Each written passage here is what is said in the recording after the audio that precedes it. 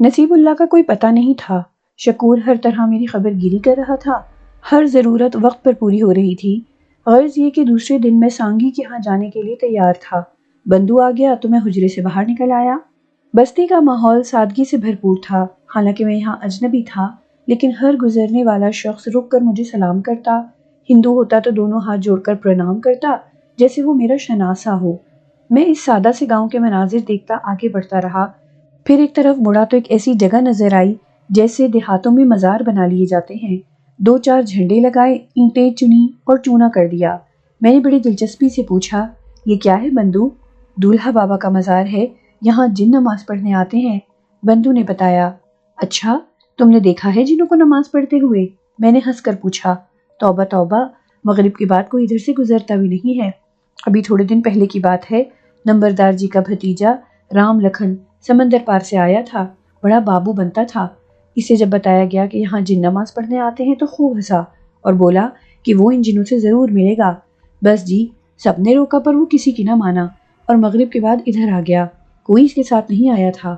بس جی، دوسری صبح وہ پاگل ہو گیا، اسے تیز بخار تھا، اس کا علاج ہوا پر وہ مر گیا۔ آؤ ذرا دولہا بابا کو سلام کرتے چلیں۔ نہیں جی، ہم نہ جائیں گے، ابا ٹنگڑیاں توڑ دے گا، بندو نے خوف سے کہا۔ اچھا تم یہاں رکو، میں آتا ہوں۔ یہ کہہ کر میں اس طرف بڑھ گیا۔ دور سے چھوٹی نظر آنے والی یہ جگہ قریب سے کافی وسیع تھی۔ مزار سے پیچھے کی سمت بہت بڑا احاطہ تھا جو درختوں سے بھرا ہوا تھا۔ زمین کچی تھی لیکن بے حد صاف شفاف۔ اندر قدم رکھتے ہی اندازہ ہو گیا کہ کسی پروقار ہستی کا مزار ہے۔ میں بے دھڑک اندر داخل ہو گیا اور میں نے خلوص سے سلام کیا۔ ایک لمبی قبر نظر آ رہی تھی جس پر تازہ پھول بکھرے ہوئے تھے۔ دیواروں میں بے شمار تاقچے بنے ہوئے جن میں کلام پاک رکھے ہوئے تھے۔ دل پر رقت طاری ہو گئی جو کسی صاحب دین کی توجہ کی نشاندہی کرتی تھی۔ میں دوزانو ہو کر بیٹھ گیا اور فاتحہ خوانی کرنے لگا۔ ایک عجیب سی خوشی ہوئی تھی۔ باہر اگر بندو انتظار میں نہ بیٹھا ہوتا تو یہاں کافی دیر رکتا، تاہم دل میں فیصلہ کر لیا تھا کہ دوبارہ یہاں ضرور آؤں گا۔ فاتحہ خوانی کے بعد باہر نکلا۔ بندو بیچارہ سہما سکڑا بیٹھا تھا۔ مجھے دیکھ کر اس کے چہرے پر رونق آ گئی اور وہ جلدی سے کھڑا ہو گیا اور مجھے غور سے دیکھ کر بولا، آپ ٹھیک ہیں صاحب؟ ہاں بالکل ٹھیک ہوں، چلیں؟ میں نے کہا اور وہ میرے ساتھ چل پڑا۔ کچھ دیر چلنے کے بعد ایک کچے جھوپڑے نما گھر کے سامنے بندو رک گیا۔ گھر کے ساتھ میں ایک دکان نظر آ رہی تھی جس میں دروازہ نہیں تھا۔ دکان کے اندر سامان رکھنے کے ڈبے، مرتبان اور دوسری چیزیں نظر آ رہی تھیں۔ ویرانی جیسے خود کو سنوارنے والے کی منتظر ہو، یاس سے اس کا انتظار کر رہی ہو۔ اس احساس سے میری آنکھوں میں آنسو آ گئے۔ میں نے خلوص دل سے دعا مانگی، معبود دو جہاں اس دکان کو پھر سے آباد کر دینا، تو رب کائنات ہے، تیرے لیے کوئی مشکل نہیں ہے، سانگی کو اس کا پیتم ضرور دے دینا۔ اس دوران بندو نے دروازے کی زنجیر بجا دی تھی۔ دوسری اور پھر تیسری بار زنجیر بجانے پر دروازہ کھلا اور 17-18 سال کی ایک لڑکی نظر آئی۔ رنگ سانولا لیکن نقوش بڑے دلکش تھے۔ دو لمبی لمبی چوٹیاں سینے پر لہرا رہی تھیں، آنکھوں میں بے پناہ کشش اور شوخی تھی۔ بندو کو دیکھتے ہی کھلکھلا کر ہنس پڑی، پھر شرارت بھرے لہجے میں گا کر بولی، ڈھونڈو ڈھونڈو رے ساجنا، ڈھونڈو رے ساجنا، میرے کان کا بالا، ہائے میرے بالے، تو کہاں گیا تھا؟ تیری مر جائے سجنیا، تو کبھی اپنے گھر میں بھی رہا کر چاچی۔ بندو بولا، پھر چاچی؟ چاچی بنے تیری بہنیں، تیری موسی، تیری ماں، صورت حرام لگے ہے تیری۔ وہ لفظ چاچی سے چڑھ کر بولی۔ بندو زور زور سے ہنسنے لگا۔ لڑکی کا موڈ خراب ہو گیا تھا، پھر اس نے چونک کر مجھے دیکھا اور اس کے چہرے پر حیرانی پھیل گئی۔ ارے تم کون ہو؟ میں نے تمہیں پہلے بھی کہیں دیکھا ہے، کہاں دیکھا ہے، کہاں دیکھا ہے؟ وہ دہنے گال پر انگلی مارتے ہوئے بولی، پھر ایک دم کہنے لگی، ارے ہاں یاد آ گیا، سپنے میں دیکھا تھا، تم سفید گھوڑے پر بیٹھے ہوئے تھے، مگر گھوڑا کہاں ہے؟ اس کے بجائے یہ گدھا تمہارے ساتھ ہے۔ وہ بندو کو دیکھ کر پھر ہنس پڑی۔ چاچی ایسے ہی سپنے دیکھتی رہتی ہے، مگر اس کے سپنوں کا راجکمار اس کی کالی صورت دیکھ کر گھوڑے کو موڑ کر واپس بھاگ جاتا ہے۔ شکل ہوگی تیری کالی، ناس پیٹے، صورت ہی سے انومان لگتا ہے۔ کیوں بابو صاحب، میں کالی ہوں؟ سب کہتے ہیں کہ سانولی سلونی ہوں، اصل میں اس کا نام بندو ہے، میں اسے بندو کی بجائے بندہ یا بالا کہتی ہوں تو یہ چڑھتا ہے۔ بندو، تو مجھے سانگی کے گھر لائے تھے؟ میں نے ان کا جھگڑا ختم نہ ہوتے دیکھ کر کہا، یہی سانگی کا گھر ہے، مگر اب میں کیا کروں، اس کی صورت نظر آ گئی۔ بندو بولا، ارے شمع کر دیں، آپ سانگی کے پاس آئے ہیں، مگر آپ کون ہیں اور کہاں سے آئے ہیں؟ سانگی کے پاس تو کوئی نہیں آتا، چلیں آ جائیں، تو بھی آئے گا بالے؟ تو یہاں نہ ہوتی تو آ جاتا، اب نہیں آؤں گا۔ میں جاؤں صاحب جی؟ آپ نے راستہ دیکھ لیا ہے، آپ مسجد آ جاؤ گے؟ ہاں آ جاؤں گا، تم جاؤ۔ میں نے کہا، مجھے اندازہ ہو گیا تھا کہ ان دونوں کی بک بک کسی طرح ختم نہیں ہوگی۔ بندو چلا گیا اور لڑکی نے مجھے اندر آنے کا راستہ دے دیا۔ کشادہ گھر تھا، صحن میں لکڑی کے 2 تخت، ایک چارپائی پڑی تھی۔ سانگی ایک تخت کے پاس زمین پر بیٹھی ہوئی تھی، اس کے بال بکھرے ہوئے تھے۔ جوئیں نکال رہی تھی میں سانگی کی۔ ہاتھ دھو لوں؟ تمہارے لیے شربت بنا کر لاؤں؟ نہیں، مہربانی تمہاری۔ کیا نام ہے تمہارا؟ امرتا کور، مگر میری سسری سکھیاں مجھے امرتی کہتی ہیں، وہ منہ پھلا کر بولی۔ میں تم سے سانگی کے بارے میں کچھ پوچھوں؟ آؤ بیٹھ جاؤ۔ میں نے کہا، پر تم ہو کون؟ ارے تم وہ تو نہیں ہو جو امام جی کے پاس آئے ہو؟ تمہیں بھی معلوم ہے؟ میں نے کہا، ہمارے گاؤں میں سب کو سب پتہ ہوتا ہے۔ مجھے پردیپ نے بتایا تھا کہ شہر سے کوئی بابو صاحب آئے ہیں جو بڑی مسجد کے حجرے میں ٹھہرے ہوئے ہیں۔ وہی ہو نا تم؟ ہاں وہی ہوں۔ میں نے کہا، میں تمہارے لیے گڑ کا شربت بنا کر لاتی ہوں۔ امرتا بولی اور اندر بھاگ گئی۔ میں اسے روکتا ہی رہ گیا تھا۔ اسی وقت سانگی اپنی جگہ سے اٹھی اور تخت پر بیٹھ گئی۔ اب وہ براہ راست مجھے دیکھ رہی تھی۔ پھر وہ بولی، تم نے مجھے بچانے کے لیے پتھر کھائے تھے؟ اس کا لہجہ پوری طرح ہوشمندانہ تھا۔ مجھے خوشگوار حیرت ہوئی۔ ارے تم نے مجھے پہچان لیا سانگی؟ میں پاگل تھوڑی ہوں، بس میری آنکھوں کا نور بجھ گیا ہے، میرا پیتم چلا گیا ہے، میرا دل نہیں لگتا اس کے بنا، تو بچوں کے بیچوں بیچ چلی جاتی ہوں۔ وہ مجھے پگلی سمجھ کر خوش ہوتے ہیں، پتھر مارتے ہیں۔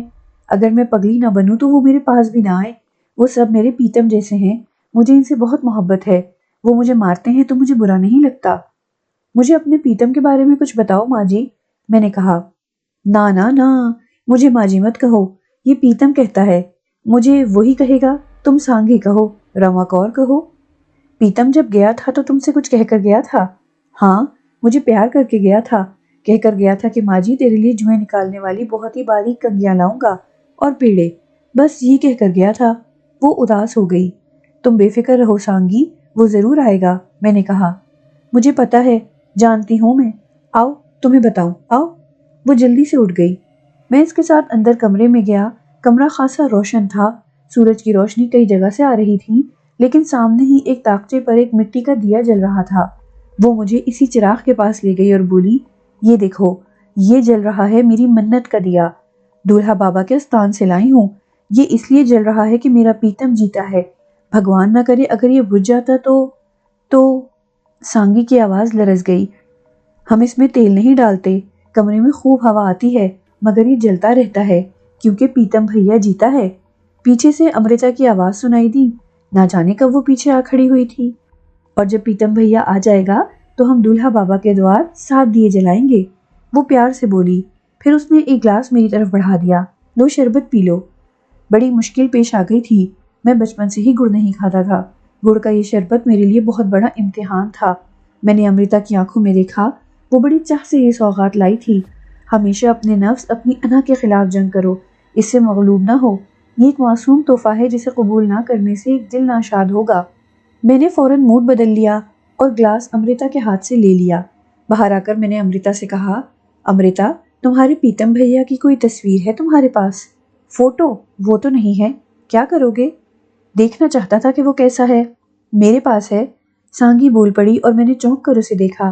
وہ آگے بڑھائی اور اس نے اپنا چہرہ میرے مقابل کر دیا اور دوبارہ بولی، میری آنکھوں میں دیکھو۔ میری نظریں بے اختیار اس کی آنکھوں پر گئیں۔ وحدہ لا شریک کی قسم، وہ معجزہ میں نے اپنی آنکھوں سے دیکھا۔ سانگی کی دونوں آنکھوں میں ایک نوجوان لڑکے کی تصویر روشن تھی۔ اس کے چہرے کا ایک ایک نقش واضح تھا۔ مجھے یوں لگا جیسے یہ تصویر میرے ذہن پر نقش ہو گئی ہو۔ اسی وقت امرتا کی ہنسی ابھری، دیکھ لی فوٹو؟ ہاں، میں نے گہری سانس لے کر کہا، پھر بولا، ایک بار پھر دعا کرتا ہوں سانگی، تمہارا پیتم تمہیں مل جائے۔ اب میں چلتا ہوں، ٹھیک ہے امرتا؟ ہاں۔ اس نے کھوئی کھوئی انداز میں گردن ہلائی، پھر بولی، پردیسی تو چلے ہی جاتے ہیں، ان سے کیا من لگانا؟ پھر وہ زور سے ہنسی، ان کے ملنے کی تو منت بھی نہیں ماننی چاہیے، دولہا بابا بھی پریشان ہوں گے۔ جا، انہیں وہاں چھوڑا، سانگی نے کہا۔ نہیں جاتی، میں تیری نوکر نہیں ہوں، امرتا نے کہا اور پاؤں پٹکتی اندر چلی گئی۔ میں خود ہی باہر نکل آیا۔ اب مجھے اچھی طرح اندازہ ہو گیا تھا کہ یہ بالی عمریں ایسی ہی دیوانی ہوتی ہیں۔ حصے پور بہت بڑی جگہ نہیں تھی، تھوڑی سی کوشش سے مسجد کا راستہ مل جانا مشکل نہیں تھا، لیکن تھوڑا سا آگے بڑھا تھا کہ بندو مٹی کے ایک ڈھیر پر بیٹھا نظر آ گیا۔ مجھے دیکھ کر وہ کھڑا ہو گیا۔ ارے تم کیا میرا انتظار کر رہے تھے؟ ہاں جی، وہ امرتی مجھے بہت بری لگتی ہے، چاچی کہیں کی، بندو نے کہا۔ میں ہنس پڑا۔ وہ تو تمہیں بندو کے نام کی وجہ سے بندہ یا بالا کہتی ہے، مگر تم اسے چاچی کیوں کہتے ہو؟ آپ گورنام چاچا کو نہیں جانتے؟ نہیں، میں نے کہا۔ کودی منڈی میں کپڑے کی دکان ہے ان کی، بہت بوڑھے ہیں، لاٹھی لے کر چلتے ہیں، اکثر امرتی کو بہت سستے کپڑے دیتے تھے۔ پھر ایک بار اس کے گھر پہنچ گئے اور کہنے لگے کہ امرتی سے ان کا بیاہ کر دیا جائے۔ خوب مٹھائی لے کر گئے تھے۔ امرتی اس وقت گھر پر نہیں تھی، ورنہ گورنام چاچا کی تو مکتی ہو گئی ہوتی۔ پھر جب امرتی کو پتہ چلا تو وہ ٹوکا لے کر گورنام کی تلاش میں چل پڑی۔ وہ تو گورنام چاچا کی قسمت اچھی تھی کہ وہ دکان پر نہیں تھے، ورنہ امرتا ان کو کاٹ کر ہی دم لیتی۔ چاچا کو پتہ چل گیا تو وہ دیپو کے کھلیان میں جا چھپے۔ 5 دن تک وہ باہر نہ آئے۔ پھر ایک دن کسی کام سے چھپ کر باہر نکلے تو امرتی نے انہیں دیکھ لیا، پیچھے سے جا کر انہیں دبوچ لیا اور اتنا مارا کہ خون میں نہا گئے۔ بڑی مشکل سے لوگوں نے بچایا۔ خوب تھانہ پنچایت ہوئی اور مکھیا سنگھ جی نے چاچا گورنام کے منہ سے پنچایت کے سامنے امرتی کو بیٹی کہلوایا، تب جا کر چاچا کی جان چھوٹی۔ بس جب وہ مجھے بالا کہتی ہے تو میں اسے چاچی کہہ دیتا ہوں۔ یہ دلچسپ کہانی سن کر میں خوب ہنسا تھا۔ مسجد واپس آ گیا، وہی سب کچھ تھا۔ زندگی ٹھہر سی گئی تھی، اجنبی لوگ تھے، بس حکم کے مطابق آ گیا تھا، لیکن ابھی تک نصیب اللہ صاحب سے ملاقات نہیں ہوئی تھی۔ اب کیا کروں؟ اصل میں یہ فیصلہ نہیں ہو سکا تھا کہ یہاں حصے پور میں آنے کا مقصد کیا تھا۔ اگر یہ پتہ چل جاتا تو اپنے کام میں مصروف ہو جاتا۔ پھر دل میں دولہا بابا کا خیال آیا۔ اندازہ ہو گیا تھا کہ قابل احترام شخصیت کا مزار ہے، کیوں نہ رات اسی مزار پاک پر گزاری جائے، شاید آگے کے لیے رہنمائی مل جائے۔ حصے پور کے سادہ لوہ لوگ مغرب کے بعد وہاں سے گزرنے سے ڈرتے تھے، لیکن میری بات اور تھی۔ شکور رات کا کھانا لے آیا، میں نے کھانے سے فراغت پائی، پھر تیار ہو کر چل پڑا۔ ہر طرف ہو کا عالم طاری تھا، خاص طور سے مزار شریف کے آس پاس گہرا اندھیرا چھایا ہوا تھا۔ میں مزار کے پچھلے حصے میں احاطے میں داخل ہو گیا، یہاں بھی خاموشی طاری تھی۔ ایک گوشہ منتخب کر کے بیٹھ گیا اور آنکھیں بند کر کے پڑھنے لگا۔ کوئی 2 گھنٹے گزر گئے، پھر اچانک کچھ آہٹیں ابھریں اور میں نے آنکھیں کھول دیں، لیکن کوئی نظر نہیں آیا۔ پھر آہٹیں بڑھتی گئیں اور یوں لگا جیسے پورا احاطہ بھر گیا ہو۔ پھر ایک آواز مجھے اپنے قریب سنائی دی، ذرا ادھر سرک جائیے۔ میں نے اس ہدایت پر عمل کیا اور سرک گیا۔ کوئی میرے برابر آ بیٹھا تھا۔ اس کے بعد ہلکی ہلکی آوازیں ابھرنے لگیں، آیات کی تلاوت ہو رہی تھی۔ میرے اندازے کے مطابق اس وقت رات کے 3 بجے ہوں گے جب ورد ختم ہوا اور آنے والے جانے لگے۔ میرے کانوں میں آواز ابھری، میاں آپ بھی اپنی آرام گاہ پر جائیے اور آرام کیجیے۔ میں اٹھ گیا اور احاطے سے باہر نکل کر مسجد کی جانب چل پڑا۔ اپنی مسہری پر لیٹ کر دلی سکون کا احساس ہوا۔ کوئی پریشانی نہیں تھی، بس یہ خیال تھا کہ بے مقصد پڑا ہوا ہوں، میرے میزبان کا کوئی پتہ نہیں ہے، بیچارہ شکور دن رات خدمت کر رہا ہے۔ دوسرے دن ناشتے کے بعد سوچ رہا تھا کہ باہر نکلوں اور یوں ہی آوارہ گردی کروں کہ بندو ہاپتا کاپتا آیا۔ اس کا سانس پھول رہا تھا۔ اس نے ایک لڈو بنا کاغذ میری طرف بڑھاتے ہوئے کہا، صاحب جی آپ کی فوٹو۔ میری؟ میں نے حیرانی سے کہا اور مڑا توڑا کاغذ اس کے ہاتھ سے لے لیا۔ کونے پر میری تصویر چھپی ہوئی تھی، اس کے ساتھ ہندی اور اس کے نیچے اردو میں لکھا تھا 1,00,000 روپے کا انعام۔ اس کے بعد میرے بارے میں تفصیل لکھی تھی، جس میں مجھے ایک خطرناک دہشت گرد بتا کر عوام سے استدعا کی گئی تھی کہ میری گرفتاری میں قانون کی مدد کریں اور انعام حاصل کریں۔ یہ کاغذ تمہیں کہاں سے ملا؟ بازار میں پڑا تھا، آپ کی فوٹو نظر آ گئی، تارا جی حلوائی کے پاس اور بھی پڑے ہیں، بندو نے بتایا۔ بدن میں سنسنی دوڑ گئی۔ بندو کے علاوہ دوسروں نے بھی دیکھے ہوں گے، کوئی نہ کوئی نشاندہی کر دے گا، بہت سو نے مجھے یہاں دیکھا ہے۔ بندو سے کچھ نہیں کہا، وہ بولا، آپ کی فوٹو میں رکھ لوں؟ ہاں رکھ لو، میں نے جواب دیا۔ وہ بیچارہ یہ نہیں جانتا تھا کہ اس میں کیا لکھا ہے، بس اسے اس بات سے دلچسپی تھی کہ کاغذ میں میری تصویر ہے۔ بندو چلا گیا اور میں سوچ میں ڈوب گیا۔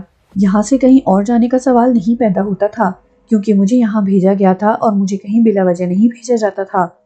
پورا دن اسی سوچ میں گزر گیا۔ آج رات بھی کافی بےکل گزری تھی۔ دوسرے دن شکور پر بھی غور کیا۔ اس کے اندر کوئی تبدیلی نہیں لگی تھی، بلکہ وہ حیران ہو رہا تھا کہ نصیب اللہ واپس کیوں نہیں آئے۔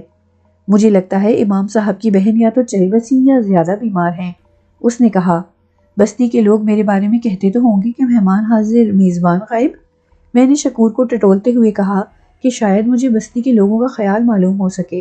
نہیں صاحب جی، امام صاحب کے مہمان کی سب عزت کرتے ہیں، کوئی کچھ نہیں کہتا۔ میں گہری سانس لے کر خاموش ہو گیا۔ دوپہر کے بعد میں اکتا کر باہر نکل آیا اور یوں ہی آوارہ گردی کرنے لگا۔ بازار سے گزرتے ہوئے میں نے لوگوں کا جائزہ بھی لیا، لیکن کسی کے رویے میں کوئی تبدیلی نہیں پائی۔ ٹہلتا ٹہلتا سانگی کے گھر کی طرف نکل آیا، لیکن یہ سوچ کر ادھر کا رخ نہیں کیا کہ وہاں امرتا بھی ہوگی، اور پھر کیا معلوم کہ اپنے بچوں کے پتھر کھا کر وہ واپس بھی آئی ہوگی یا نہیں۔ انہی سوچوں میں ڈوبا آگے بڑھ رہا تھا کہ اچانک دور سے شکور اور بندو ایک ساتھ نظر آئے۔ بندو میری طرف اشارہ کر رہا تھا۔ اس کے اشارے پر شکور نے میری طرف دوڑ لگا دی۔ دونوں دوڑتے ہوئے میرے پاس آ گئے، بری طرح ہانپ رہے تھے۔ پولیس پولیس، 3 گاڑیاں، مسجد گھیر لی ہے، شکور نے بتایا۔ بات میری سمجھ میں آ گئی تھی۔ پولیس میری تلاش میں یہاں پہنچ گئی تھی۔ ظاہر ہے وہ لوگ بھی کام کر رہے تھے، میرا سراغ لگاتے پھر رہے تھے، کسی طرح معلوم کر لیا ہوگا۔ لوگ کیا کہہ رہے ہیں؟ میں نے پوچھا۔ پولیس پوچھ گچھ کر رہی ہے، مار پیٹ تو نہیں کر رہی؟ پتہ نہیں صاحب جی، آپ کہیں اور چھپ جاؤ، مسجد مت آنا، ہمیں بتاؤ کیا کریں۔ تم اپنے گھر میں رہو، میں اپنے لیے جگہ تلاش کر لوں گا، جاؤ، میری فکر مت کرو، میں نے کہا، اور وہ واپس مڑ گئے، بری طرح بوکھلائے ہوئے تھے۔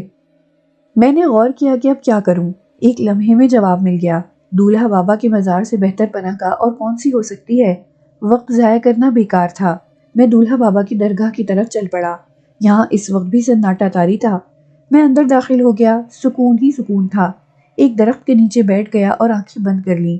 ذہن میں کوئی انتشار نہیں تھا، بس یہ سوچ رہا تھا کہ پولیس حصے پور کے لوگوں کو پریشان نہ کرے۔ اسی طرح بیٹھے بیٹھے نیند آ گئی۔ پھر اس وقت جاگا جب کسی نے کندھے کو زور زور سے ہلاتے ہوئے کہا، چائے کا وقت ہو گیا ہے، چائے پی لیجئے۔ میں نے چونک کر آنکھیں کھول دیں۔ پاس ہی ایک دسترخوان بچھا ہوا تھا، اس پر رکھی چائے دانی سے چائے کی بہترین خوشبو اٹھ رہی تھی۔ ایک بڑی پلیٹ میں بسکٹ بھی رکھے ہوئے تھے۔ میں نے چونک کر چاروں طرف دیکھا۔ شام کے سائے گہرے ہوتے جا رہے تھے، تا حد نظر کسی ذی روح کا نام و نشان نہیں تھا۔ میں نے شکر گزار نظروں سے دولہا بابا کے مزار کی طرف دیکھا اور آہستہ سے بولا، شکر گزار ہوں بابا صاحب۔ باہر کیا ہو رہا ہے؟ انڈین پولیس مجھے تلاش کرنے کے لیے کیا کیا جتن کر رہی ہے، اب مجھے اس کی بالکل پرواہ نہیں تھی۔ یہاں اس مزار پاک پر میری پذیرائی ہوئی تھی، اس سے مجھے بے حد اطمینان ہوا تھا۔ یہ اطمینان قائم رہا۔ رات کو کھانا بھی اسی طرح مل گیا تھا۔ میں نے اسی درخت کے نیچے ڈیرا ڈال لیا تھا۔ بڑی بے خوفی سے میں نے سرہانے ایک اینٹ رکھی اور زمین پر دراز ہو گیا۔ خیالات انسان کے بہترین ساتھی ہوتے ہیں، یہ تنہائی کا احساس نہیں ہونے دیتے۔ اس وقت بھی یہی میرے ساتھی تھے۔ کچی زمین پر اینٹ کا تکیہ رکھ کر لیٹنے میں کتنا سکون ہے، کوئی اس کا تجزیہ کر کے دیکھے۔ پرتکلف بستر پر یہ سکون کہاں؟ منتظر تھا کہ رات کو اجتماع ہوگا، لیکن کوئی آہٹ نہ ہوئی۔ نیند آ گئی، لیکن رات کا نہ جانے کون سا پہر تھا کہ کسی آہٹ سے آنکھ کھل گئی۔ میں نے اس آہٹ کا راز جاننے کی کوشش کی تو ایک سایہ نظر آیا جسے ایک اینٹ سے ٹھوکر لگی تھی، اسی کی آواز ہوئی تھی۔ پتہ نہیں کون ہے، میں نے دم ساتھ لیا۔ سایہ سنبھل کر 2-4 قدم اور چلا، پھر زمین پر بیٹھ گیا۔ چند لمحات خاموشی رہی۔ میں نے اپنی کوئی آہٹ نہ ہونے دی تھی اور اس کا تجزیہ کرتا رہا۔ میرے دل میں ایک ہی خیال آیا تھا، کوئی جن ہے جو مزار پاک پر فاتحہ خوانی کرنے آیا ہے۔ اے مزار مقدس کے مکین! اچانک ایک دلدوز آواز سنائی دی، میرے لیے اللہ سے دعا فرما دیں کہ میری مشکل حل کر دے۔ اے اللہ کے پیارے، آپ کی دعا مقدم ہے ہم گنہگاروں سے۔ بے شک مرادیں پوری کرنے والی ذات صرف اللہ کی ہے، کوئی بشر کسی کو کچھ نہیں دے سکتا، لیکن آپ کی دعا اللہ قبول فرماتا ہے۔ میں اپنی بہن کو اس حال میں نہیں دیکھ سکتا، میرا سینہ زخم بن گیا ہے، دعا فرما دیں بزرگ، دعا فرما دیں۔ زاروں قطار رونے کی آواز ابھری اور میں اٹھ کر بیٹھ گیا۔ میرے دل پر بہت اثر ہوا تھا۔ بابا پردہ پوش نے بہت بڑی قوت عطا فرما دی تھی اس انسان شناسی کی، لیکن اس ہدایت کے ساتھ کہ ضرورت آخری حد تک پہنچ جائے تب اس قوت کو استعمال کیا جائے، ورنہ نہیں۔ چنانچہ اس شخص کو جاننے کی کوشش بھی نہیں کی، البتہ یہ اندازہ ہو گیا تھا کہ یہ جن نہیں انسان ہے۔ چاند جیسے اسی لمحے کا منتظر تھا، فوراً بدلی کی اوٹ سے نکل آیا۔ اس شخص کو بھی میرے اٹھنے سے کسی کی یہاں موجودگی کا احساس ہو گیا، چنانچہ میں نے اسے اور اس نے مجھے دیکھ لیا۔ اس شخص کے جسم پر پولیس کی وردی تھی، وہ کوئی پولیس آفیسر تھا۔ مجھے دیکھ کر وہ جیسے سکتے میں آ گیا تھا۔ میں خاموشی سے اسے دیکھ رہا تھا، پھر ایک دم وہ ہوش میں آ گیا اور بولا، پلیز کچھ کرنے کی کوشش مت کرنا ڈاکٹر کامران، میں تمہارا دشمن نہیں ہوں۔ میں نے کوئی جواب نہیں دیا تو اس نے ہولسٹر سے اپنا سروس ریوالور نکال کر میرے پیروں کی طرف پھینک دیا اور بولا، میں آپ کے قریب آ جاؤں؟ آؤ آفیسر، اپنا ریوالور اٹھا لو۔ وہ آگے بڑھ کر میرے پاس آ گیا۔ ایک بالکل نوجوان اور خوش شکل شخص تھا۔ خدا کی قسم کسی دوسرے کے دل میں بے شک کوئی خیال نہ ہو، لیکن اس مزار پاک پر آ کر میرے دل میں خیال ضرور آیا تھا کہ ممکن ہے آپ یہاں ہوں۔ ہاں، یہ پناہ گاہ ہے، کوئی تمہارے قرب و جوار میں تو نہیں ہے؟ کسی کے فرشتوں کو بھی گمان نہیں ہوگا کہ میں ادھر آ سکتا ہوں۔ دھونی لال بے حد ڈرپوک ہے۔ حصے پور کے لوگوں نے اسے بتا دیا ہے کہ اس مزار پر جن رہتے ہیں۔ یہ سن کر اس کا چہرہ پیلا پڑ گیا تھا۔ دھونی لال کون؟ میں نے پوچھا۔ ڈی ایس پی ہے، آپ کی تلاش میں آیا ہے، مگر آپ سے ڈرتا بھی ہے۔ کیوں؟ ڈرتا کیوں ہے؟ بیٹھ جاؤ۔ وہ بیٹھ گیا، پھر بولا، آج تک جس طرح کوئی آپ کا بال نہیں بھیگا کر سکا، اس کی وجہ سے بیشتر افراد کا خیال ہے کہ آپ کے قبضے میں کوئی جن ہے جو آپ کی مدد کرتا ہے۔ گڈ، تمہارا عہدہ کیا ہے؟ انسپکٹر ہوں۔ میری تلاش میں آئے ہو؟ ہاں، حصے پور سے کسی نے مخبری کی ہے کہ آپ یہاں موجود ہیں اور حصے پور کی مسجد کے حجرے میں رہ رہے ہیں۔ یہ مخبری 1,00,000 روپے کے نام کے لالچ میں کی گئی ہے۔ ٹھیک، تمہارا کیا نام ہے؟ اعظم علی۔ اعظم علی، تم ابھی دعا مانگ رہے تھے؟ آپ نے میری دعا سنی تھی؟ وہ بولا۔ ہاں۔ کائنات میں ایک بہن کے سوا میرا کوئی نہیں ہے جسے میں نے اولاد کی طرح پالا ہے۔ مجھ سے صرف 6 سال چھوٹی ہے، لیکن ماں باپ کی اچانک موت کے بعد میں نے ہی اس کی پرورش کی۔ محبت کرتا تھا ایک لڑکی سے، مگر اسے شادی نہیں کی کیونکہ میں پہلے اپنی بہن کی شادی کر کے اسے رخصت کرنا چاہتا تھا۔ میں نے ایک ایماندار پولیس افسر سے اس کی شادی کر دی۔ امان اللہ بھی ایک ذمہ دار پولیس افسر تھا اور اصولوں پر سمجھوتا نہیں کرتا تھا۔ لوٹیا نے کسی بندے کی سفارش کی تھی جس نے 2 بندے قتل کیے تھے۔ قتل امان اللہ کے سامنے ہوئے تھے۔ اس نے لوٹیا کی بات نہیں مانی۔ بس لوٹیا کہاں چھوڑنے والوں میں سے ہے۔ امان اللہ کو اس نے اٹھوا لیا، کہیں سے اس کا پتہ نہیں چلا، مگر وہ رکا، پھر ایک سسکی سی لے کر بولا، آسیہ بہت پیار کرتی ہے اس سے، وہ اس کے غم میں پاگل ہو گئی ہے۔ یہ کہہ کر خاموش ہو گیا، پھر بولا، میرے دادا ابو بہت دیندار انسان تھے، وہ ولیوں درویشوں سے بہت عقیدت رکھتے تھے۔ مجھ سے ایک دن خواب میں کہا کہ مزاروں پر جا کر دعا مانگوں، بزرگان دین بہت بڑا سہارا ہوتے ہیں۔ ہر جگہ ہو آیا ہوں، یہاں دلہا بابا کا پتہ چلا تو یہاں آ گیا۔ لوٹیا کون ہے؟ میں نے پوچھا۔ رائے پور کا مالک ہے، پورا رائے پور اس کی ملکیت ہے۔ پورا نام وکرم سنگھ لوٹیا ہے، بہت بڑی جاگیر ہے اس کی، جوگی بنا رہتا ہے، ڈھونگی کہیں کا، کسی کی نہیں چلتی اس کے آگے۔ ایک بات کہوں آپ سے؟ ہاں بولو۔ اگر آپ کے قبضے میں جن ہے تو خدا کے لیے میری مدد کریں، میرے بہنوئی کو آزاد کرا دیں لوٹیا کے قبضے سے، بہت بڑا احسان ہوگا ہم بہن بھائی پر۔ نہیں بھائی، میرے قبضے میں کوئی جن نہیں ہے، ایک گناہگار بندہ ہوں اور مشکل میں گرفتار ہوں۔ کوئی نہیں مانتا، ہندوستان بھر کی پولیس کو آپ نے نچا کر رکھ دیا ہے، ہاتھ آتے ہیں تو دودھ میں سے بال کی طرح صاف نکل جاتے ہیں۔ آخر کیسے؟ ویسے میں ایک بات آپ کو بتا دوں، بہت جلد یہ حکم نامہ جاری ہونے والا ہے کہ جو ہی آپ نظر آئیں آپ کو گولی مار کر ہلاک کر دیا جائے۔ میں ہنسنے لگا، پھر میں نے کہا، میں صرف یہ بات کو مانتا ہوں کہ موت کا وقت معین ہے، اس لیے موت سے نہیں ڈرتا۔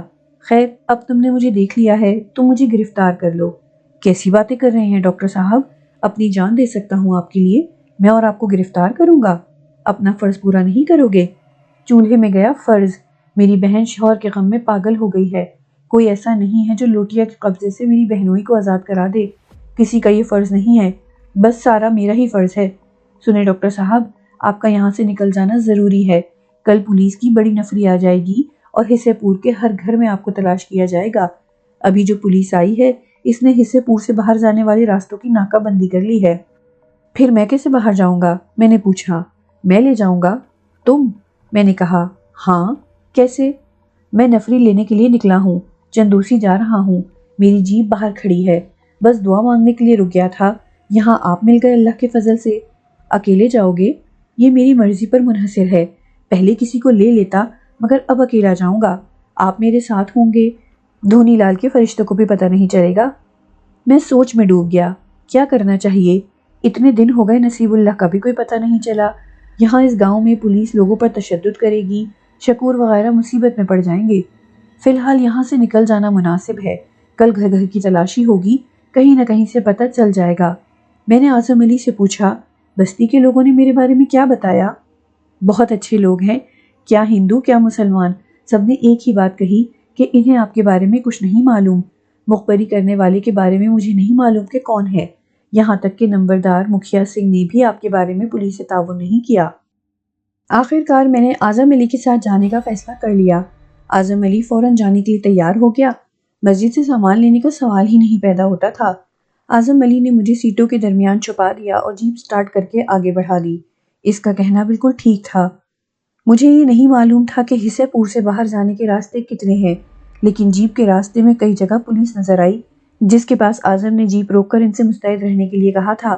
پھر کافی دور آنے کے بعد وہ بولا، معافی چاہتا ہوں ڈاکٹر صاحب، اب آرام سے بیٹھ جائیں، آگے آ جائیں۔ میں اس کے برابر آ کر بیٹھ گیا۔ چندوسی میں میرا ایک دوست احمد خان ہے، آپ کو اس کے گھر رکھوں گا، بعد میں آپ سے مشورہ کروں گا کہ اب کیا کروں۔ بھروسے کا بندہ ہے، نہ ہوتا تو نام بھی نہ لیتا۔ ایک بات بتائیں، آپ جس طرح پولیس کی پوری فورس کے بیچ سے نکل آتے ہیں، کیا اسی طرح پاکستان نہیں جا سکتے؟ آپ کے جن آپ کو بارڈر نہیں کراس کرا سکتے؟ میں نے تم سے کہا ہے کہ میرے قبضے میں کوئی جن نہیں ہے، پھر بھی کوئی علم تو ضرور ہوگا۔ خیر، آپ کو میری مدد ضرور کرنی ہے ڈاکٹر صاحب۔ وہاں پاکستان میں آپ کے رشتہ دار بھی ہوں گے؟ ہاں، بیوی بچے بھی۔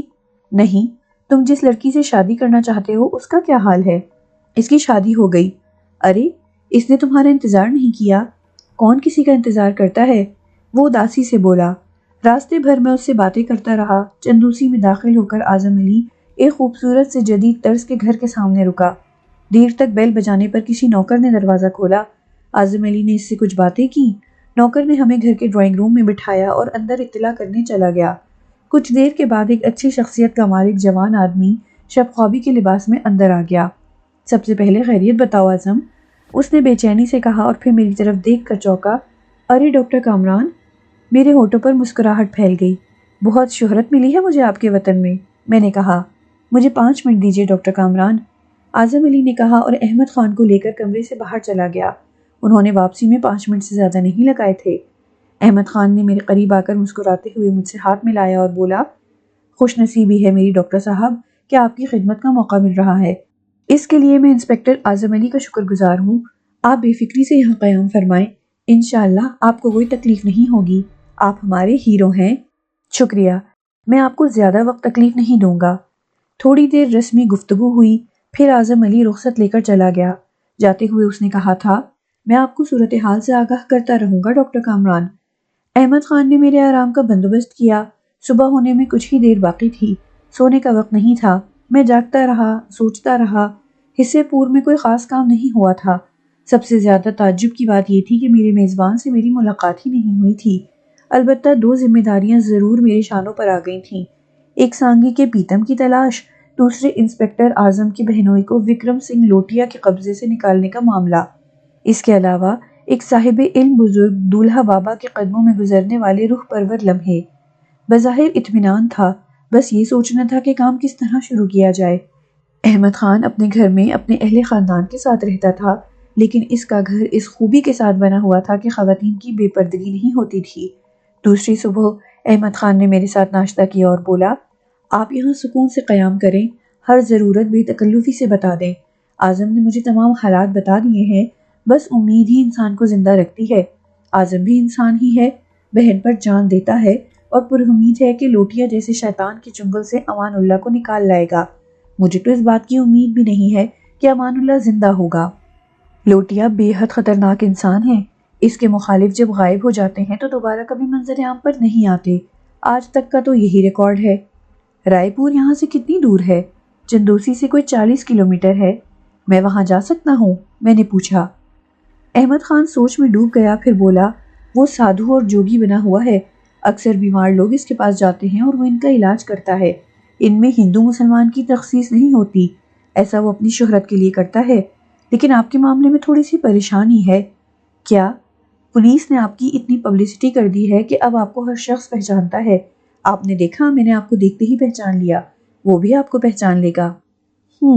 میں نے گردن ہلائی۔ احمد خان بولا، اللہ مالک ہے، اعظم فارغ ہو کر آئے تو اس کے بارے میں سوچتے ہیں، کوئی حل ضرور نکلے گا۔ 4 دن گزر گئے، مجھے کوئی پریشانی نہیں ہوئی تھی۔ احمد خان کاروباری آدمی تھا اور اس کا کاروبار اطمینان بخش تھا۔ کافی وقت میرے ساتھ گزارتا تھا۔ 5ویں دن اس نے بتایا کہ اعظم فارغ ہو گیا ہے، رات کے کھانے پر آئے گا۔ اعظم آ گیا، اس نے حصے پور کی تفصیل بتائی، جس میں افسوسناک خبر یہ تھی کہ پولیس نے شکور کو خوب مارا پیٹا اور اس سے میرے بارے میں تفتیش کی۔ نصیب اللہ آج تک واپس نہیں آئے۔ دھونی لال نے آپ کے بارے میں بیان دیا ہے کہ آپ کوئی دہشت گرد وغیرہ نہیں ہے، بلکہ کوئی پہنچے ہوئے نوجوان بزرگ ہیں جو جنوں کی مدد سے اب تک بچے ہوئے ہیں۔ پولیس حصہ پور سے واپس آ گئی؟ ہاں، ظاہر ہے وہ وہاں آپ کو پانے میں ناکام ہو گئی۔ پھر یہ مسئلہ زیر بحث آیا کہ میں رائے پور کیسے جاؤں، تو اعظم نے کہا اگر آپ حلیہ بدلنا چاہیں تو میں آپ کے چہرے پر پلاسٹک میک اپ کر دوں گا، میں نے اس کا کورس کیا ہے۔ میں اس کے لیے تیار ہو گیا۔ آپ وہاں بیمار بن کر جائیں گے؟ کیا آپ ہندو بننا پسند کریں گے؟ نہیں۔ خیر یہ کوئی پریشانی کی بات نہیں ہے، وہاں ہندو مسلمان سب جاتے ہیں۔ میں نہیں جانتا کہ مسلمانوں کے ساتھ اس کا سلوک کیسا ہوتا ہے، سنا ہے کہ بظاہر اچھا ہوتا ہے۔ اس کی وجہ یہ ہے کہ الیکشن کے دنوں میں بڑے بڑے حیثیت والے ووٹ لینے کے لیے اس کا سہارا لیتے ہیں، اور وہ مسلمانوں سے بھی ان کے لیے سفارش کر دیتا ہے جو اس کی بات مانتے ہیں۔ یہ اس کی پالیسی ہے۔ گڈ، چالاک آدمی ہے، میں نے اعتراف کیا۔ تمام پروگرام طے ہو گئے، یہ بھی فیصلہ کر لیا گیا کہ میں وکرم سنگھ کو اپنے بارے میں کیا بتاؤں گا۔ پھر اعظم نے میرے چہرے پر اپنی مہارت استعمال کی، واقعی ماہر فن تھا۔ اس نے بڑے سائنسی طریقے سے میرا چہرہ تبدیل کیا تھا، ناک کا اگلا حصہ تھوڑا سا اوپر اٹھا دیا تھا اور نچلا ہونٹ بھاری کر دیا تھا، جس سے میری شکل ہی بدل گئی تھی۔ میں نے اس کے فن کی تعریف کی تھی۔ تمام تیاریاں مکمل ہو گئیں تو احمد خان نے مجھے لاری اڈے سے ایک لاری میں بٹھا دیا جو رائے پور جاتی تھی۔ رائے پور کوئی چھوٹی جگہ نہیں تھی، بلکہ صاف ستھرا شہر تھا جہاں ٹیکسیاں بھی چلتی تھیں۔ ایک ٹیکسی ڈرائیور سے میں نے وکرم سنگھ کے ٹھکانے پر جانے کے لیے کہا تو وہ مؤدب ہو گیا۔ راج دوار آئے ہیں مہاراج، بیٹھیے۔ اس نے نیچے اتر کر دروازہ کھول دیا۔ راستے میں اس نے کہا کوئی دکھ بھری بپتا لائے ہوں گے، بیمار ہیں کیا؟ ہاں بھائی، کئی سال ہو گئے، ٹھیک نہیں ہو رہا، میں نے نقاہت بھری آواز میں کہا۔ سمجھو ٹھیک ہو گئے، بس بھگوان کا اشارہ ہوتا ہے، جب وہ کسی پر مہربان ہوتا ہے تو اسے راج دوار بھیج دیتا ہے۔ ٹیکسی ڈرائیور عقیدت سے بولا۔ راستے بھر وہ وکرم سنگھ کے بارے میں کہانیاں سناتا رہا۔ پھر شہری آبادی سے دور ایک پرفضا جگہ پہ مجھے ایک محل نما عمارت نظر آئی۔ عظیم الشان عمارت سے کچھ فاصلے پر بہت لمبے لمبے بیرک نما مہمان خانے بنے ہوئے تھے جن کے سامنے درخت جھول رہے تھے۔ ان کے عقب میں شاداب کھیت پھیلے ہوئے تھے۔ ایک جگہ ایک دفتر نما جگہ بنائی ہوئی تھی۔ ٹیکسی ڈرائیور نے یہاں ٹیکسی روک دی۔ کتنے پیسے بھائی؟ میں نے پوچھا۔ نہیں مہاراج، راج دوار آنے والوں سے پیسے نہیں لیے جاتے، ہمارے پھیروں کے پیسے ہمیں مہینے کے مہینے مل جاتے ہیں۔ کہاں سے؟ میں نے دلچسپی سے پوچھا۔ راج بھنڈار سے، وہیں ہمارا حساب لکھا ہوتا ہے۔ ٹیکسی ڈرائیور نے عجیب کہانی سنائی اور میں حیران رہ گیا۔ ٹیکسی واپس مڑ گئی تو میں اس دفتر کی طرف متوجہ ہو گیا جہاں کئی افراد نظر آ رہے تھے۔ میں اپنا معمولی سامان اٹھا کر دفتر میں داخل ہو گیا۔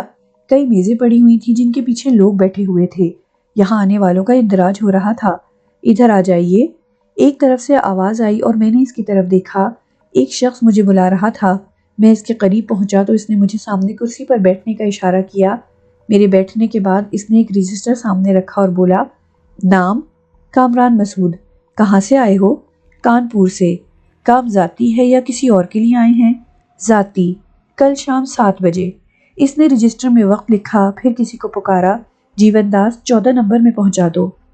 ایک دبلے پتلے سے آدمی نے میرے قریب آ کر میرے کپڑوں کا تھیلا اٹھا لیا اور پھر میری طرف دیکھ کر بولا، آئیے۔ مجھے 14 نمبر بیرک میں پہنچا دیا گیا۔ شاندار انتظامات تھے، لیکن کچھ الجھن بھی تھی۔ کھانے پینے کے لیے بھی یہیں سے دیا جاتا ہوگا۔ ایک ایسے شخص کے ہاں سے کھانے کو کیا دیا جائے گا، کون جانے؟ میں نے ایک فیصلہ کیا۔ وکرم سنگھ لوٹیا سے ملاقات کا وقت دوسرے دن 7 بجے دیا گیا تھا۔ اس وقت تک انتظار کرنا تھا۔ یہاں مہمان خانے میں دوسرے حاجت مند بھی تھے جو اتفاق سے سارے ہندو تھے۔ ایک دو سے ملاقات ہوئی، سارے لوٹیا مہاراج کے عقیدت مند تھے اور اس کے بارے میں بہت اچھے خیالات رکھتے تھے۔ کہیں اعظم علی سے بھول تو نہیں ہوئی؟ ممکن ہے یہ اچھا آدمی ہی ہو، میں بابا صاحب کی عطا کی ہوئی قوتوں کو بھی استعمال کر سکتا تھا، لیکن مجھے ان کی نصیحت یاد تھی۔ ہاں اگر صورتحال کسی طرح واضح نہ ہو سکی تو پھر مجبوری تھی۔ دن بھر میں نے کچھ نہیں کھایا، بلکہ کھانے کے لیے جو کچھ آیا اسے بڑی چالاکی سے ضائع کر دیا۔ البتہ ایک ہلکا سا خیال میرے دل میں ضرور آیا تھا، میں کہیں بھی ہوتا پراسرار قوتوں کی طرف سے میری خبرگیری ضرور کی جاتی تھی، لیکن یہاں قیام کے دوران مجھ پر توجہ نہیں دی گئی تھی۔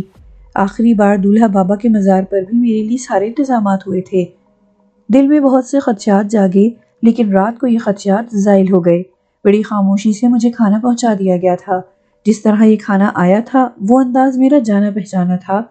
دن بھر کچھ نہیں کھایا تھا، اس لیے خوب ڈٹ کر کھانا کھایا۔ رات کو بھی بہت دیر تک وکرم کے بارے میں سوچتا رہا۔ یہ اندازہ بخوبی ہو گیا کہ زبردست نیٹ ورک ہے، کوئی معمولی شخصیت نہیں ہے۔ ہر کام بڑے سسٹم سے کرتا ہے، اس سے ملاقات میں بہت محتاط رہنا ہوگا۔ صبح کا ناشتہ اور دوپہر کا کھانا بھی دونوں طرف سے آیا، لیکن میں نے بڑی احتیاط سے وکرم سنگھ لوٹیا کے پاس سے آیا ہوا کھانا ضائع کر دیا تھا۔ پھر 6:45 میرا بلاوا آ گیا۔ 2 آدمی مجھے ساتھ لے کر چل پڑے۔ یہاں موجود دوسرے حاجت مندوں سے یہ علم ہو گیا تھا کہ وکرم لوٹیا ہر شخص سے انفرادی طور پر ملتا ہے اور اس کے مسائل سنتا ہے۔ محل نما عمارت کے ایک حصے میں مجھے ایک بڑے ہال نما کمرے میں پہنچا دیا گیا۔ زمین پر فرش ہو رہا تھا۔ وہاں ایک مرگچھالا پر وکرم سنگھ بیٹھا ہوا تھا۔ سفید دھوتی کرتے میں ملبوس تھا، بال کندھوں تک تھے۔ زبردست جسامت کا مالک کوئی پہلوان لگتا تھا۔ اس نے آنکھیں بند کی ہوئی تھیں، پھر اس کی گونجدار آواز سنائی دی، آؤ بیٹھ جاؤ۔ میں آگے بڑھ کر مرگچھالا کے سامنے بیٹھ گیا۔ کیا بات ہے؟ آواز دوبارہ سنائی دی۔ میں بیمار ہوں مہاراج، میں نے کہا۔ اچانک اس نے بند آنکھیں کھول دیں۔ ضرورت سے کہیں زیادہ بڑی آنکھیں تھیں، اس قدر تیز چمکدار کہ ان میں دیکھنا مشکل تھا۔ وہ مجھے دیکھتا رہا، پھر اس کے موٹے ہونٹوں پر مسکراہٹ پھیل گئی۔ ڈاکٹر ہو کر بیمار ہو ڈاکٹر کامران؟ اس کی آواز ابھری۔